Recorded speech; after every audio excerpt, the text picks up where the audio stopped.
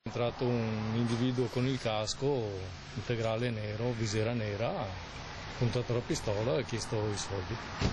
È ancora scosso il gestore della stazione di servizio Vega lungo la Triestina, Musile di Piave, scosso per essersi trovato di fronte alla canna di una pistola puntata da un individuo senza volto, la visiera scura del casco a proteggere i lineamenti. Non pensava che qualcuno potesse arrivare a tanto in piena mattina, poco dopo le 8, invece è successo. La stazione di servizio aveva appena aperto, poi si è avvicinato una moto, un complice fuori, l'altro pistola in pugno veloce e violento.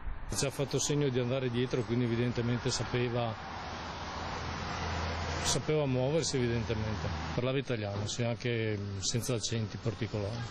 Un assalto velocissimo, preparato nei minimi dettagli, obiettivo i soldi contenuti nei sacchi dove era stato appena prelevato il denaro delle casse self-service del distributore. A lui interessavano i sacchi, aveva visto che li avevamo appena presi e quello ha voluto, né più né meno. I gestori dell'area di servizio chiusi dentro l'ufficio mentre due banditi fuggivano. Un minuto e mezzo il tempo di andare da qua a là e uscire. Ha chiuso la porta dell'ufficetto. Solo più tardi le vittime della rapina, a bottino ancora da quantificare, hanno trovato la forza di chiamare i carabinieri che hanno dato il via alla caccia all'uomo. Non è il primo colpo ai danni dei distributori in zona, una banda veloce e organizzata capace di sparire nel nulla senza lasciare tracce.